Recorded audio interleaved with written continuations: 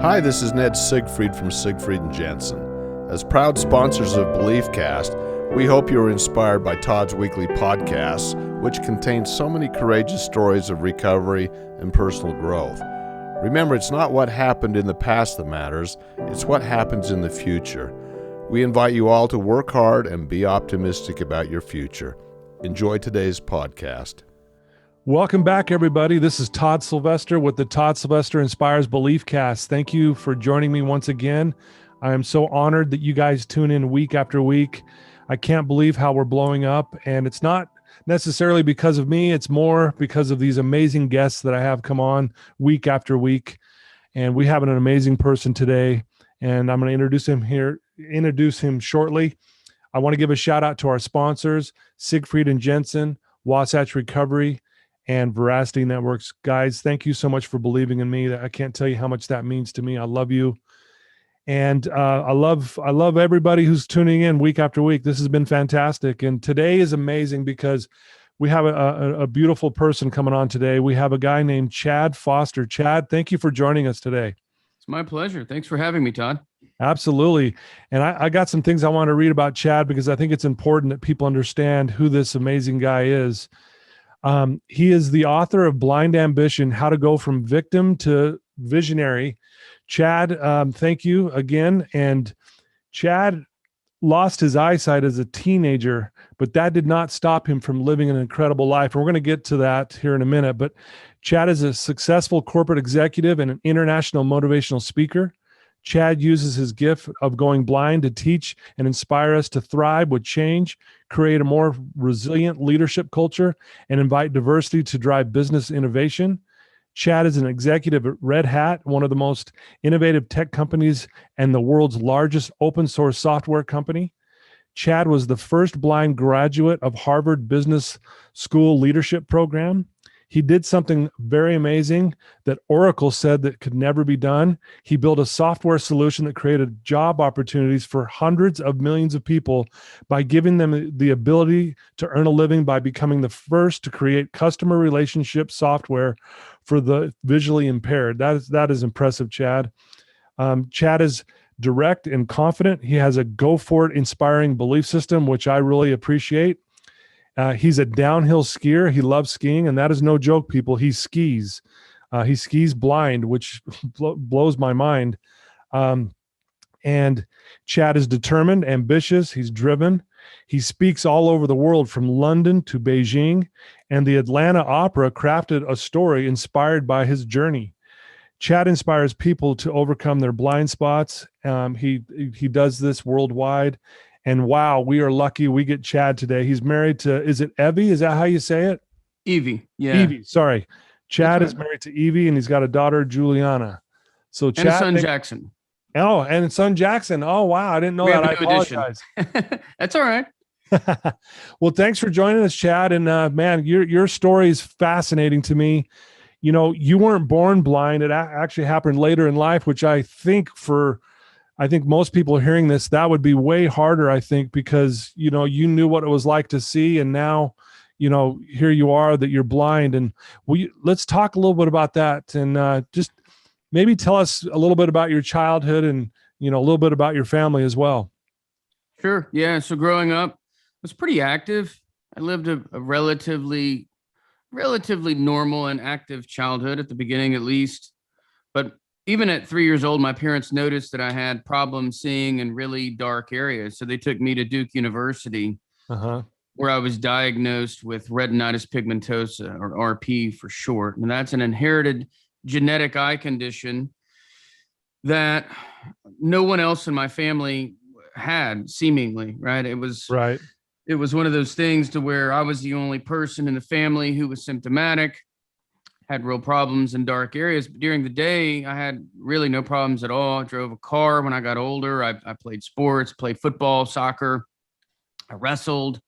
I ran. I rode bicycles and motorcycles. And I was very, very active growing up. But I did learn the limitations of my eyesight the hard way. And one way to find out that you can't see something at dusk or at dawn when the lighting is not so great is to bump into it or to run into it. Right. And I think that's true in life, right? We find out what our blind spots are metaphorically in life by bumping into things. And I learned that physically, sort of the hard way, but we all learn that metaphorically in life when we bump into things. And that was, that was a challenging period for me. But Right. my parents, they were told that they should sign me up for a school for the blind, but instead they signed me up for soccer, which is a bit unusual. Right. Yeah. So, obviously it sounds like you're a very active kid. It sounds like, you're a pretty confident kid. Is that something that's helped you even to this day? I mean, did you grow up pretty confident? I did. Yeah. I've always been confident in myself with or without eyesight. That didn't change. Certainly there was some nuance to it after I went blind. I had to think a little bit differently as I was going blind, and that happened in college. And we ask kids all the time, what do you want to be when you grow up? And none of them said they want to be a blind person. Right. Right. Yeah. So you have to think about things a little bit differently after you lose your eyesight. Your entire self-identity gets called into question, how you see yourself. And that's a really important part of how any of us can bounce back from anything or accomplish what we want to accomplish in life, is how we choose to see ourselves. If you see yourself as a smoker, then you're probably not going to stop smoking. If you see yourself as a fitness freak, then you're probably not going to stop going to the gym. If you see yourself as someone who can never get ahead, you're probably not going to get ahead. And so our self-identity in large part determines our outcomes in life. And I never saw myself as a disabled person growing up. I saw myself as someone who had some challenges, but I never really gave myself that easy out. You know what I'm saying? I never really said, oh, well, you're disabled, and so you should expect less from you. No, I expected more from me, and not necessarily because, or, certainly in spite of my blindness or my looming disability. So that's a really important concept that hopefully everyone takes away, is that the way we choose to see ourselves, the stories we tell ourselves about ourselves, and how we choose to show up and the expectations we hold ourselves to, is critically important. We can all lower the bars, so to speak, because of what other people say about us, and what we should get out of our lives, but that's not really fair. We shouldn't change our expectations for ourselves based on other people's opinions. Right. Wow, that's beautifully said, Chad. I love that. I want to ask you though, I can't imagine. I mean, how did you feel emotionally as you knew you had this rare eye disease, and that you were slowly going blind, and then when you became blind, did you get depressed? Did you feel like, this isn't fair and you want out, that kind of thing? Oh yeah. Yeah. If I could have ordered a redo, I would have. Right. But there was no redo, right? I was asking, why me? This is not fair. I was bitter. I was angry. I was depressed. You pick an adjective that's not favorable. And that's how I was. And I was that way for a year or two. And I stayed that way for some time until it started occurring to me, I'm in my early 20s. If I live a long and healthy life, I'll live into my 70s or 80s. Yeah. And, that's 50 years is a whole lot of bitterness. I couldn't tolerate that. I decided that was too much time. If it happened in my 80s, maybe I could have been bitter for the rest of my life. It happened in my 20s. That's a lot of bitterness. So I knew that really wasn't sustainable for me. I wanted to live a happier life. And then something really impactful happened with me when I went to get my first guide dog at Leader Dogs for the Blind. And I show up on campus there in Michigan with this woe is me mentality. I was a victim, poor me. Here I am, I'm blind now, and I need to get a guide dog to lead me around. And there was some hope getting a dog, because I love dogs, but there was still this looming sadness over top of me. And then I go there to learn how to use a guide dog, but I ended up learning something far more valuable. When I was there, I met people who had multiple impairments. Some of them had mental impairments and they were blind. Some of them were on dialysis because they had diabetes that robbed them of their eyesight. And then there were others there who were deaf and blind, and they were getting a guide dog to be independent. Now, for these girls, we had to talk with an interpreter who would then sign into their hands, and that was the only way that they could communicate. Yet they were getting a guide dog to travel independently. Yeah. Now, it's one thing when you meet someone on the street and you hear how rough they have it, but it's another thing altogether when you live with someone and you see their challenges firsthand for an entire month.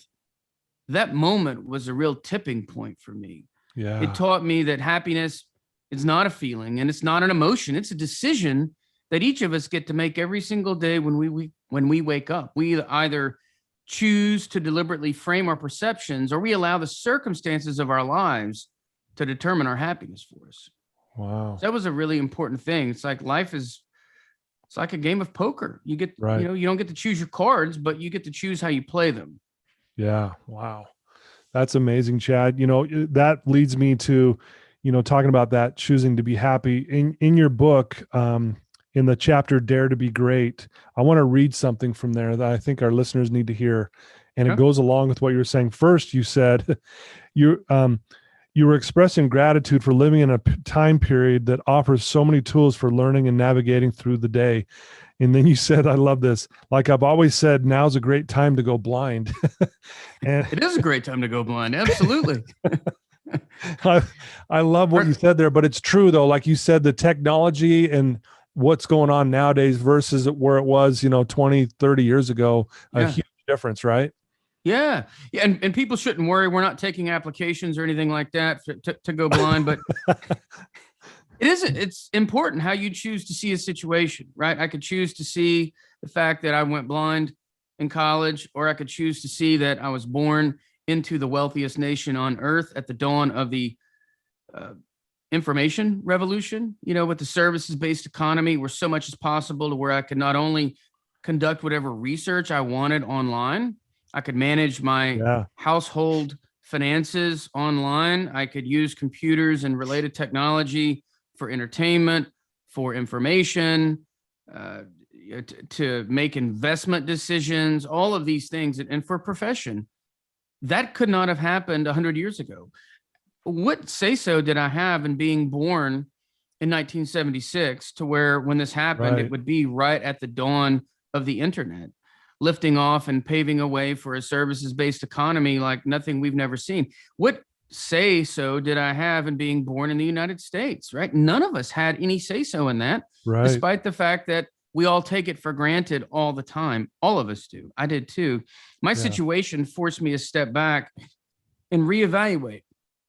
How did I end up here? And why did I end up here? And what meaning do I choose to attach to my circumstances? And it was a forcing function for me, but honestly, it's a big part of what I teach others about resilience now, whether I'm talking to either corporate leadership teams or sales teams or athletes or whomever. The way that we choose to attach meaning to circumstances can either power us forward or it can hold us back. The beautiful thing, it's all within our control. Yeah. Love it. And thank you for sharing that, and that little part that I read, you were actually speaking at the Harvard Club, and you went on to talk about, some misadventures, when your eyesight was poor, falling through missing stairs, tumbling into roadside ditches, and how your blindness forced you to flush years of college down the drain. And then I want to read this part. Then I told of how my belief that excuses are for losers rescued me from those dark days and set me on a more productive path. I said that when I got to Leader Dogs for the Blind, the courage of my fellow classmates taught me life's most valuable lesson. Happiness is not a feeling. Happiness is not an emotion. Happiness is a decision that each of us makes every day when we wake up. We either choose to deliberately frame our perception, or we allow circumstances of life to determine our happiness. Because this, ladies and gentlemen, this is the key ingredient for improving your happiness and your vision. I have found from my own personal journey that when you choose happiness, success ultimately follows. So beautifully said. Thank you. Yeah. It's true. It's true. I think a lot of people are waiting on some external factor to determine their happiness or their success. Oh, if only I had this promotion, or if, oh, only I had this relationship, or, oh, if only I could get into this school, I would be happy. Right. That's a fool's errand. Yeah. It's a fool's errand, because all of a sudden you're placing all of your happiness and your success in the hands of other people. And that's what victims do. Yeah. Victims allow others to determine their happiness and their success in their lives. And as uncomfortable as it is, people who thrive in life, they own their circumstances. They have to own their life and its outcomes. I'm not responsible for my blindness. None of us are responsible for all of the circumstances in our lives, but we have to own our life and its outcomes. Yeah. If we don't, who is? Yeah. It's my life. I have to own it. It's your life. You have to own it. If you're waiting on somebody else to make you happy, good luck with that. If you're waiting on somebody else to make you successful, good luck with that. Man. Yeah. If you don't own your story, it owns you, right? Yeah. Absolutely. I like that. Yeah. So I want to, talking about, you mentioned earlier about the story we tell ourselves. One thing I've learned is the most powerful force in the human psyche is the story we tell ourselves about ourselves. And you were giving a keynote speech, and you were talking about how, when you went blind, you had two stories you could tell yourself. One was, I went blind because I have extremely bad luck. And then story number two, I went blind because I am one of those very few people on this planet with the strength and toughness to overcome it and help others. Talk about how you got to that point where you started choosing a more powerful story, because both of those stories are true. But talk about the power of story that we tell ourselves. Well, the stories that we choose to tell ourselves, fundamentally, and I completely agree with the way that you led into this. This is the most powerful part of the human psyche. It determines whether or not we are victims who stay trapped, or we're visionaries who bounce back. It is the very foundation for resilience. If you look it up in psychology, maybe they call it cognitive reframing. I call it the stories that we tell ourselves. But take, for example, what you just said that I talk about in my keynotes, those two different stories. One story, the first story, the poor me, I went blind because I have bad luck, that frames me up as a victim. Yeah. And I can't really do anything with that story. I can't move forward. I cannot power ahead with that story. The second story, the one that says I went blind because I'm one of the very few people on the planet with the strength and toughness to overcome it and help others with it, takes my blindness, my perceived disadvantage, and reframes that as my strength. I went blind because I'm one of the few people strong enough to overcome it and use it to help others. Now, all of a sudden, I've started telling myself that I went blind because I'm strong mentally, and that I can move beyond myself and start helping other people with the lessons I've learned with going blind. I've reframed my struggle, my blindness, into my strength. Not only does that equip me to navigate the obstacles that my blindness presents me, but it also equips me to navigate all of the obstacles that life throws at me. And after years of telling myself this story, I'm convinced no matter what happens to me in my life, I'm going to be fine. I'm going to navigate whatever life throws at me. I've proven to myself that I can handle adversity, but more importantly, I've peppered myself with the thoughts, the mental repetitions that I am adaptive and I'm mentally strong and I can overcome whatever life throws at me, and I can use it as a tool to reach and inspire people, to teach others how to navigate the curveballs that life throws at us all. Yeah. Wow. I love that. Yeah. The stories we tell ourselves are so powerful. You mentioned, I agree. I totally agree that you're probably one of the few that is tough enough to handle this. and you do a really great job at it. And more importantly, you're one of these guys that loves to help other people. Why is helping other people such a big part of what you do, and why are you so passionate about that? It makes going blind worth it. Wow, And this was one of the things that didn't really occur to me until, 5, 6, 7 years ago, when I went to HBS.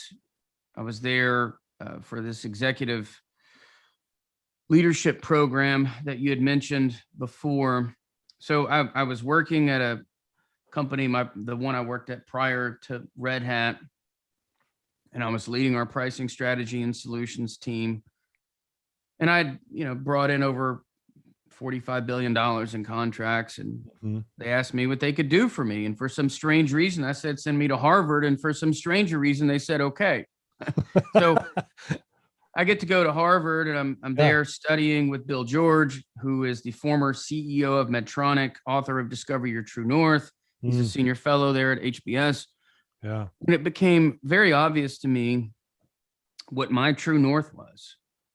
And my true north, I had been ignoring for some time, and that is using the lessons of what I'd learned to help others. And it became obvious. I really always had people come up every so often and say, hey, you're inspiring, and I wouldn't be doing anything to be inspiring. I would be, showing up at work, or traveling the airport, or, going to a foreign country, or maybe just going to my daughter's elementary school and talking to her second grade class, not doing anything other than what I had to do. That's all I was doing, was what I had to do to be successful, to accomplish my goals and my dreams and all those, the things that we all do, right? We all do what we have to do. So I never really saw myself as inspiring. But when I started learning about Discover Your True North and how powerful that is, it started occurring to me that I needed to do more. I had an obligation to do more. And I had this feeling I was going to be elected as our graduating speaker. And so I started preparing for it. And as you mentioned, I delivered the talk there at the Harvard Club in Boston. And there I saw for the first time just how meaningful and impactful it could be. And it was very powerful for my classmates, but it was equally, if not more powerful for me, because I saw firsthand for the very first time, if I were to be intentional about using my story to help other people, how fulfilling it could be for me. I discovered that blindness was actually this really beautiful gift that was disguised in some ugly wrapping paper. And I never would have known that had I not seen the impact that it had on other people, because when I could use my story to connect with them in that very deep and personal way, to inspire and motivate and challenge them to live happier and more successful lives, when I did that, it was very moving for me. I'm not a real warm and fuzzy guy, Todd. That's just not how I'm wired. Right. But when you can connect with another human being in that way, it's electrifying. Yeah. The feeling was magical. And I knew at that moment I was doing what I was supposed to be doing. And that obviously was the foundation of the inspiration for me continuing on the journey and writing the book, Blind Ambition. Yeah, man. Very, very well said again. And I love what you said earlier. Helping others makes going blind worth it. I think our listeners, and including myself, I need to hear this, because I think when we're going through something really difficult, like you said, a lot of times we go into that victim mindset, and it's like, and I think victim mindset keeps us from reaching out and helping other people. And it's when we finally say, you know what, like you said, I don't want to have 50 years of bitterness. I mean, that's a long time to just. It's bad enough to be blind, but blind and bitter for 50 years. Come on. It's terrible. Yeah. And I've always thought, Chad, and I'm sure you'll agree, that adversity is the wake-up call to our greatness. And I think this thing that you've been through, obviously going blind, is a huge adversity. And most people will be like, man, I don't know if I could do it. But this adversity, man, it's really bringing out the greatness that's in you. You said you're not a warm and fuzzy guy, but at the same time, you're this guy that's making an impact on people's lives where they go, I mean, we've been talking here for maybe 20 minutes, 30 minutes, and I'm right now just sitting here going, man, you're inspiring me right now. Like, okay, I need to be better here. I need to be better here. I'm going to work harder here. It's just amazing. Just what you're saying, the truths that you're sharing with us today. Thank you. Well, a life without adversity removes any opportunity for growth. How many people want a life with no adversity? I don't. Yeah. If we don't ever face adversity in our lives, we never grow.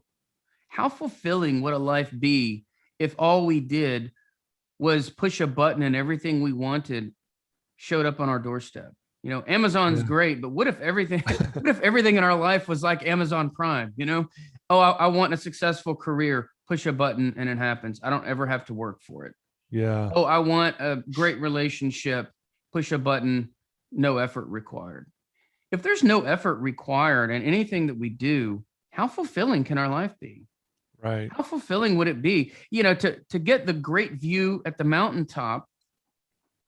Isn't it better when the mountain's just a little bit steeper, when you can appreciate the view when you get to the top? I really believe that life begins outside of our comfort zone. That's where growth takes place. We have to constantly push ourselves and expand our comfort zone. And the main way that we can do that is by facing adversity, by overcoming obstacles in our lives.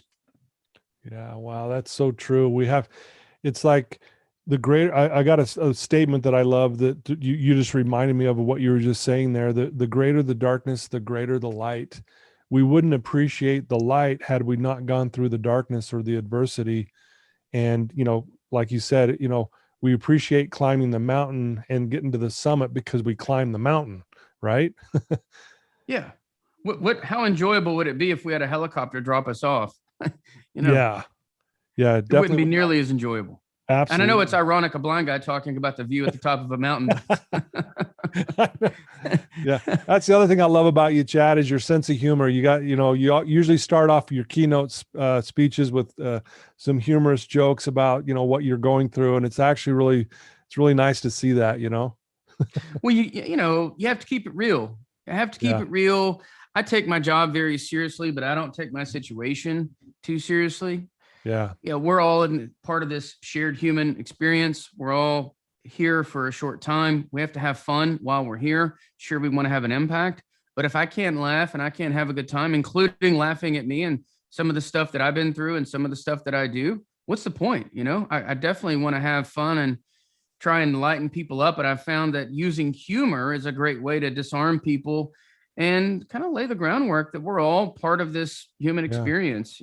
Try not to take things so seriously. Certainly not with me. Don't worry about what I'm saying or, what words that you say, or, I want people to be able to relate and relax and consume the information. And I know that if I can use a little humor to disarm the tension in a situation or the anxiety or the uncertainty or the awkwardness, humor is a great tool for that. And if I can do that, then I might be able to connect with them on a level where they can benefit from the messages that I have to share.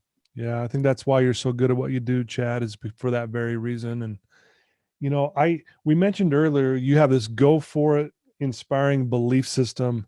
What I want to talk about, because this is something that really means a lot to me. And I know this is very, could be life-changing for most people, is cultivating a belief system like that. You mentioned mental repetitions and things like that. How did you go from victim to victor to champion? I mean, what does your day look like? Like, what do you do to train your mind? And I'd love to hear what you do to kind of get yourself to that place. Well, the first thing that I do is years ago, I took inventory of when Chad is showing up, when I'm showing up as my best self. And so there are certain days when you just feel on, you know what I mean? When you feel like you're on fire. You go into meetings, you go into interviews, you go into whatever, and you just feel like you can't do any wrong. You just feel great. You're showing up as your best self. The first thing to do is start identifying those days, those times, and start journaling. What did I do today? What did I do yesterday? And start getting a log of, how do I show up as my best self? And then all of a sudden you start identifying the formula for your best you. Yeah. And that's a really important thing. I did that years ago, and I found out that the formula for my best me is getting up early. It's getting my workout in at 5 a.m. It's getting some mindfulness time in every day before my day starts. I like to think of it, when you fly, you get on the airplane and they give you the standard security protocol.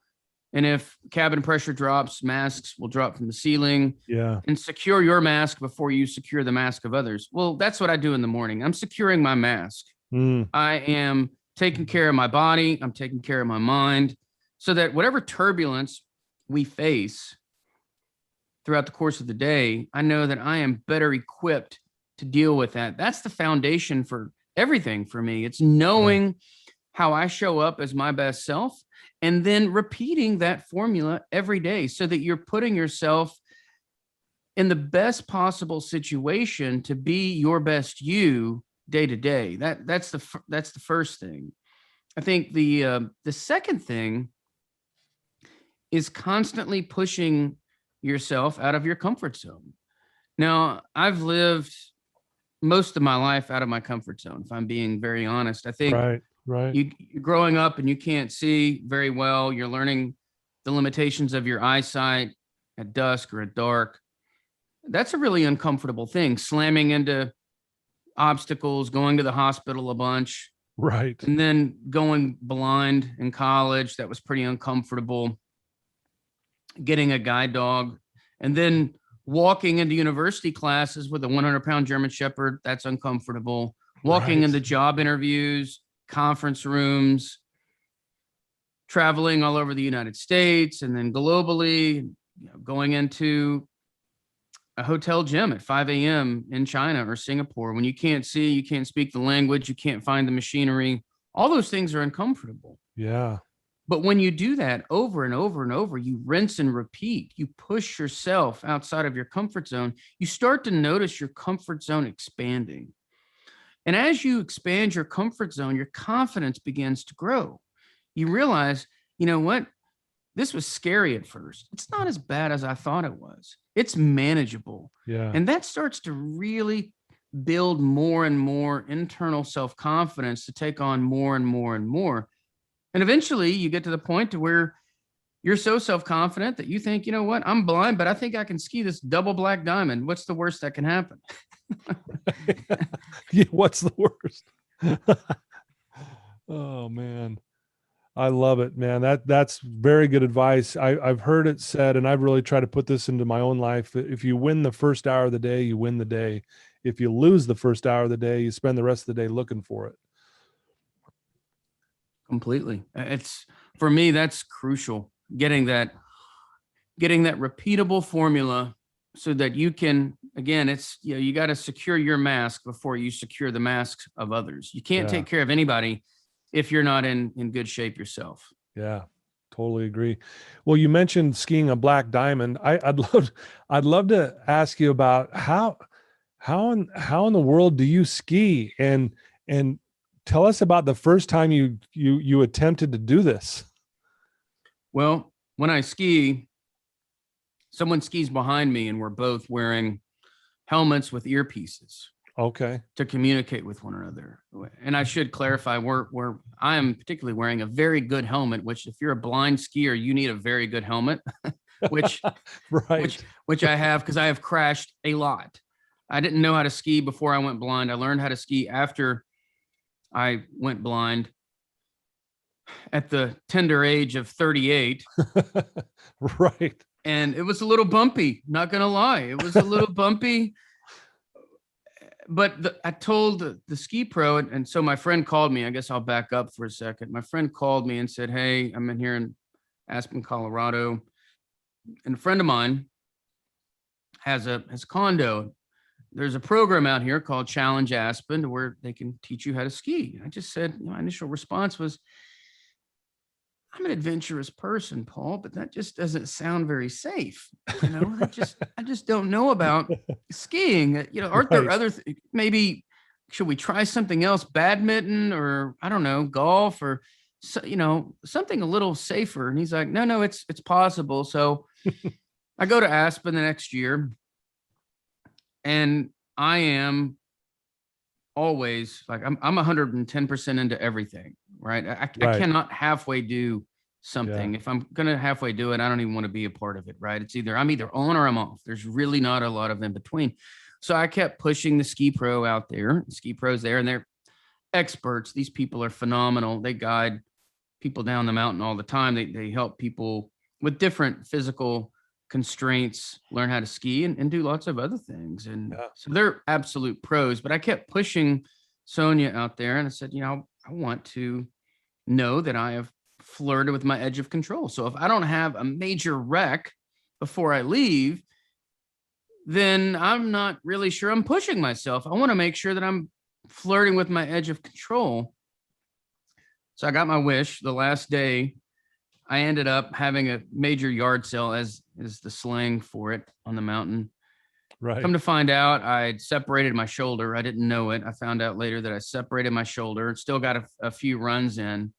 And I called my wife from the medic there on the side of the mountain. Said, "Hey, what's going on, hon?" She's like, "Hey, how's it going?"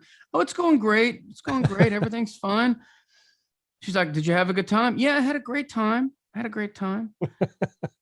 Hey, by the way, what's our healthcare account number, membership number?" And she's like, "Oh my God, what's going on?" Because, you can imagine, she can see, she was obviously not very comfortable with me going For sure. to the mountain to downhill ski, being blind, knowing my personality. And so she's a little more conservative than I am, but she flipped her lid a little bit there. But and now we have this agreement every day. When I go, I'll text her when I'm off the mountain just to let her know that I'm not injured or hurt, stranded somewhere. But that was the first time. That's the only time that I've ever been hurt seriously on the mountain. Ironically, it was my first trip. Wow. Well, that's so impressive that you do that. You also talk a lot about, how we're all, we have fear of failure. And you mentioned, like, if we're not failing from time to time, we're not pushing ourselves hard enough. And talk about that a little bit, Chad. Like, why do we let fear control us so much? I think people don't really tend to think about fear in the broader context.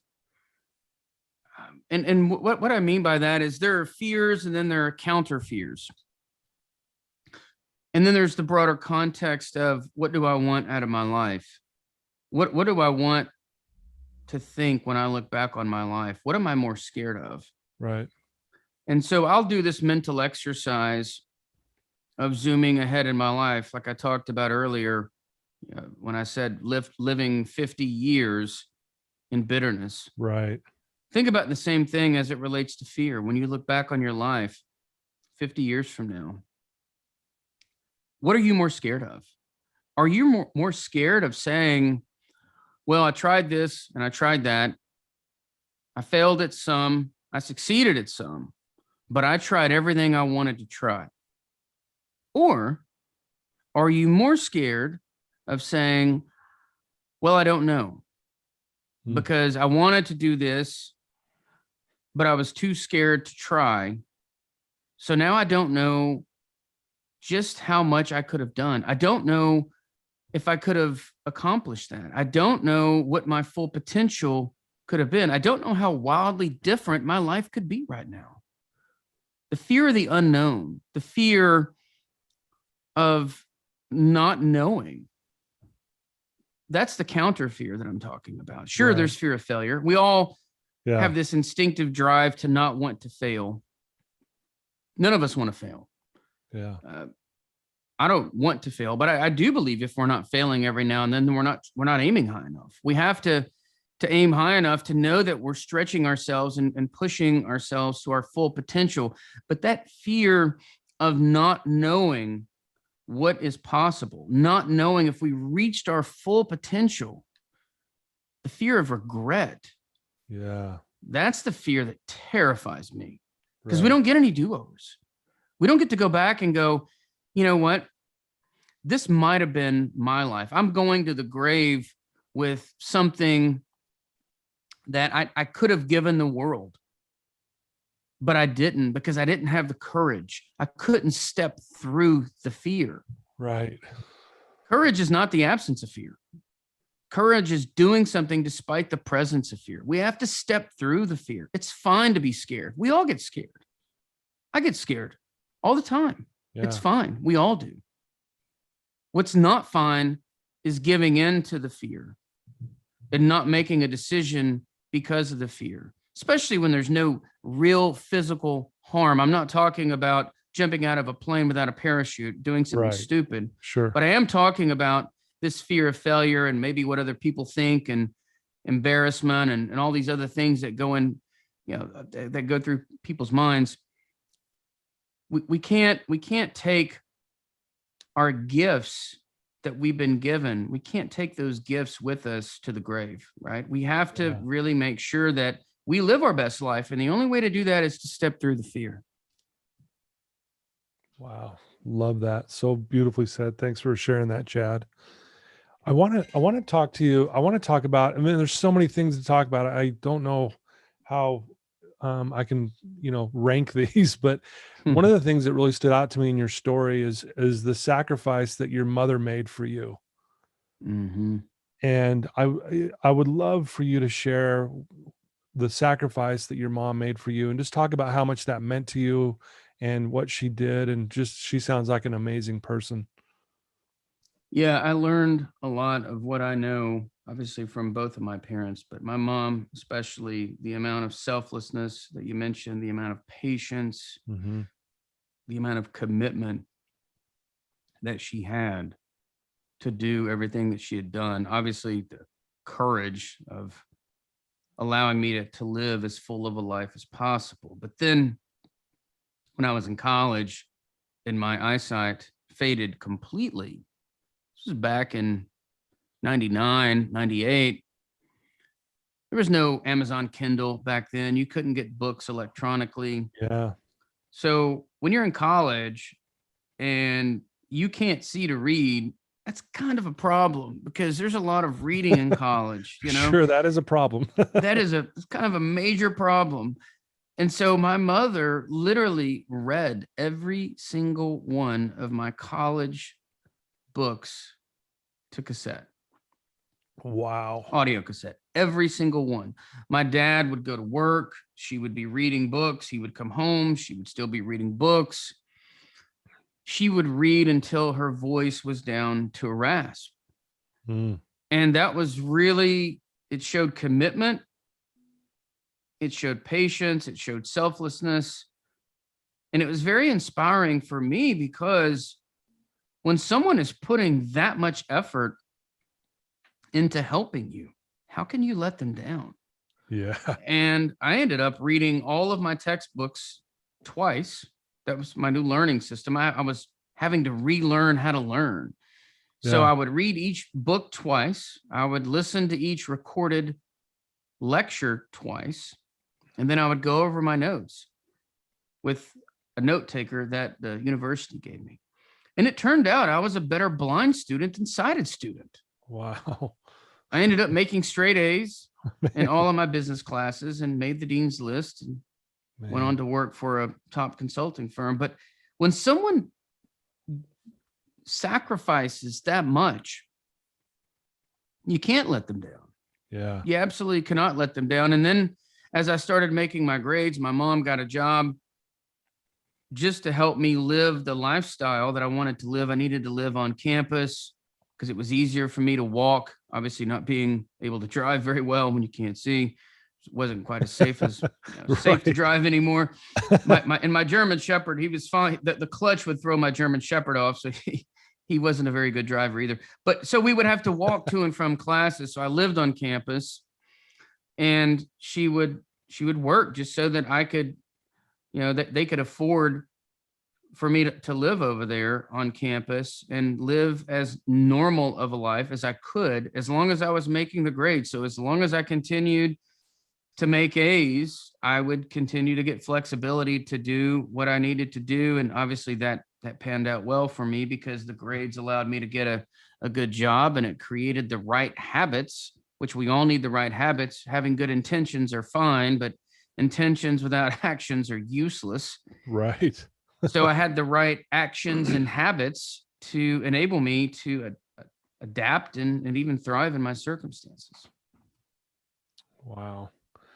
Well, props to your mom and your dad and for the sacrifices they made. One of the things I do, Chad, with my clients, I'll ask them, what's the definition of love? And, you get a bunch of different answers and they're all great and they're all good. But one of the best definitions, and I think the one that hits it just right on the spot, is love equals sacrifice. Mm-hmm. And you look at the sacrifice your mom specifically, we're talking about what she did for you. And to be able to, I mean, I think you mentioned she obviously read all these books, but then she'd get up early and go to her bookkeeping job and just talk about, I mean, that's the ultimate sacrifice for you. And she did it because obviously she loves you. You're absolutely spot on. It's moving beyond yourself. She taught me the meaning of love, and it is moving beyond yourself. It's selflessness. It's with no guarantee of any return. I could have just as easily had decided that, what, school's not for me, but she took that chance. She took that chance and spent all of that time reading all those books. And that for me is just, it's awe-inspiring because I think a lot of people want to help their children. Most people would do something similar, but when the rubber meets the road, to sit down and read all of those books and do the job that she had on a day-to-day basis, plus everything else she had going on in her life, juggling all of those things on my schedule, on the school schedule, is pretty remarkable. It's mind-blowing. So it taught me the meaning of love. And I think for me, it's selflessness, and it's inspired me to start doing what I'm doing now, moving beyond myself. I've looked at my own career and my own situation, was very inwardly focused for the first 15 years or so of my career. And now I started looking around saying, you know what, I could do more to help people with this, and doing more requires that I share openly parts of my journey and what helped to get me over the hump, because I realized that not many people go through a situation like I've gone through and end up happier and more successful than before. But I'm genuinely happier now than I was when I could see. I'm genuinely more successful now than before when I could see. And I know that there are some unique things that happened. Some were a result of my decisions. Some were a result of the support that I had and love from others. And some were a result of maybe serendipity. Yeah. But I've learned things that I need to share with other people, and moving beyond myself to share these things with people, using my struggle to reach and connect with other people is it's very fulfilling. And like I said earlier, it makes going blind worth it, which is a bizarre thing to say for the first time, bizarre thought to have, but it really is true. There's so much reward that comes from it. It's really hard to describe. No, that's wow. Thanks for sharing that, Chad. And that it's mind blowing. And to hear you say you're happier now than you were before, that just says a lot. And again, your perspective on this is truly inspiring to me. And I'm sure everyone listening to this right now, and anyone who will read your book, it really is just mind blowing. And again, going back to what you said, making, this is just makes helping others is making blind worth it. I work with a lot of drug addicts and alcoholics who have blown up their lives, and they often wonder what you just said is like, why am I going through this? And I think it is to get to that point where you can help other people, and you'll be genuinely much happier after this adversity. And that you're a perfect example of that, Chad. Yeah, it gets down to coming to the realization that, you could attach meaning to your circumstances that keeps you trapped, or you can attach meaning to your circumstances that powers you forward. The circumstances themselves aren't changing. I could sit around and feel sorry for myself, and that wouldn't correct my eyesight. It wouldn't fix anything. All it would do would be to ruin my present and my future. And there's so many different directions it could go in, but it all does start with mindset. How you choose to interpret the situation, that does affect the way that you feel. It does affect the words that you use, the actions that you take, the people you associate with, your profession. And once you can start to connect your purpose with your passion and your talents and link that to your profession, all of a sudden you found this beautiful intersection of working towards something that's bigger than you. Yeah. And if you can do that and, send your kids to school all at the same time, right? You've really hit the trifecta, just being able to help other people with what you've learned through your own journey and doing that in pursuit of something bigger than you. That's really where it's at. Wow. Love that, Chad. Love it. I want to ask a question here, and then we're going to get into how people can get a hold of you and reach out to you.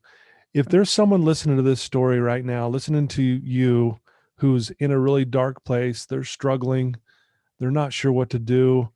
You've already given some amazing advice, but what's one thing you could say right now to that person who's right now going, I'm stuck, Chad. I don't know what to do. My life's not good. I don't want to be here.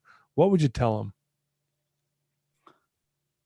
I would tell them to push the pause button for just a moment on the rumination. Push the pause button on the rumination and step back, and for just 10 minutes, and I'd like them to write down what it is that I'm going to ask them to do. I would like them to reimagine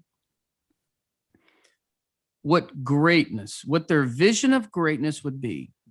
If they could have their wildest dreams come true. But here's the catch.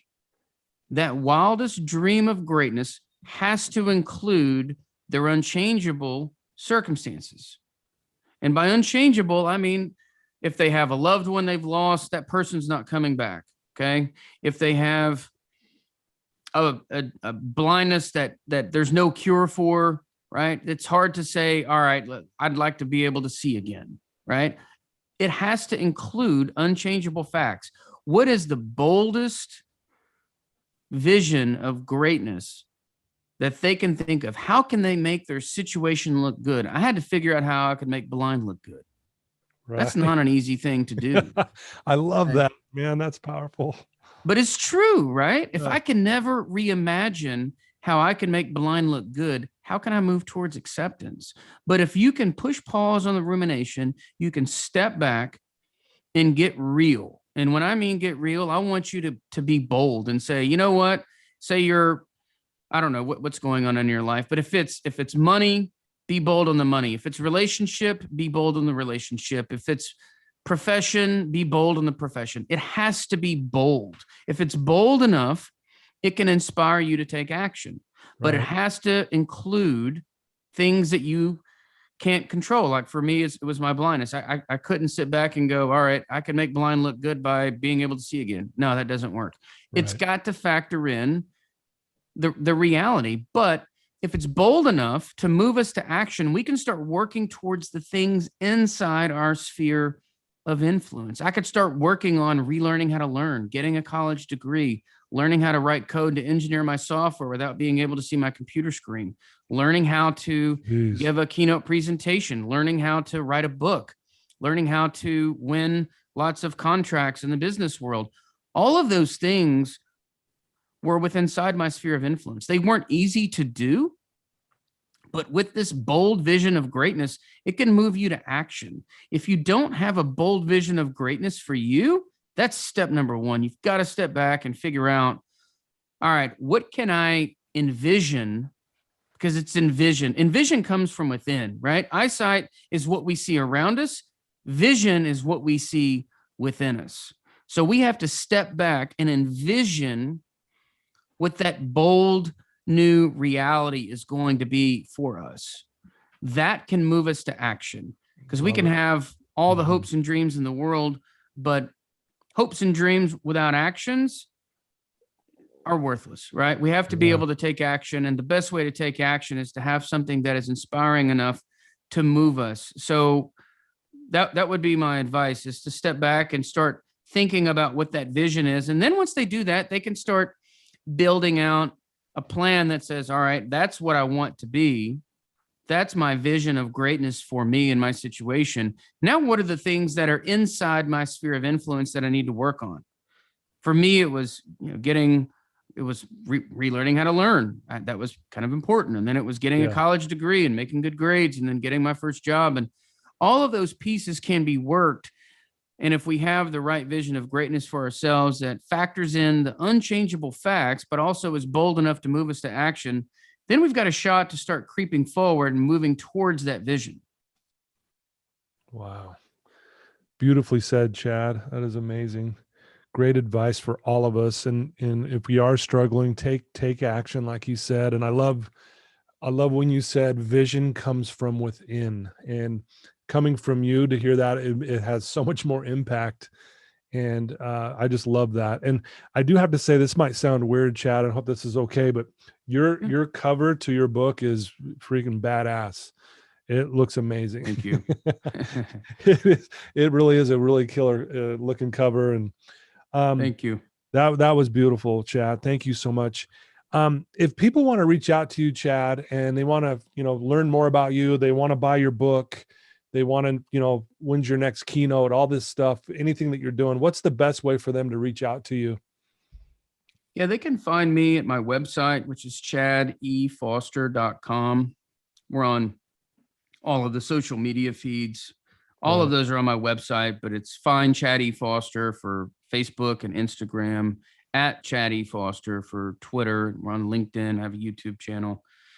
And they can go onto my website, find out more about the book, find out more about my keynotes and workshops that I conduct. But that's all, again, chadefoster.com. And the book itself it's everywhere that they buy books. So it's available on Amazon, Barnes and Noble, Great. Bookshop, Books A Million, Apple Books, et cetera, et cetera. So any place where books are sold, they'll be able to find the book. Love it. Love it. Love it. Well, Chad, I want to thank you so much for taking some time out of your busy day and spending some time with me. This was a great way to start my Saturday with you. I feel energized and I'm excited to implement these things that you teach. I want to keep, and I want to share it with my family and with my clients that I meet with. I can't wait to let them know that you'll never believe who I interviewed. And, but thank you for being willing to be vulnerable with me today, and just how you're not afraid to go help people, how it makes, going blind worth it. What I couldn't think of a greater message than just that tagline right there. That's amazing to me, but you're amazing, Chad. And, I can't tell you how grateful I am for your time today. My pleasure. I appreciate the conversation. It was fun. And if people have questions, if you have questions, I'm a phone call away. All of that information's out there. Happy to connect. Beautiful. Thank you, Chad. Well, there you go, folks. I told you this was going to be amazing. Chad Foster, he is, one of a kind. He is the author of Blind Ambition, How to Go from Victim to Visionary. Please go check out his book and buy it and support him. And I'm telling you, this book's amazing. I'm going to read it again and again and again. I've learned so much. Chad is also someone who tells himself the story now that he went blind because he's one of the very few people on this planet with the strength and toughness to overcome it and help others, which makes going blind worth it. Wow. There you go, guys. Please reach out to him. And again, thank you for all your support. Please share this with everyone you know, especially those you know who are struggling, who aren't taking action. Maybe this is the one thing they need to hear. And when they see how Chad lives his life, I'm telling you, I've got goosebumps just talking about this, and I'm just so blessed and grateful for this opportunity to meet with such great people like Chad. Please, guys, I'm here for you to help. Please reach out to Chad. You can reach out to me. We love you, and all the best to you until next time. Thanks again, Chad. My pleasure. Thank you, Todd.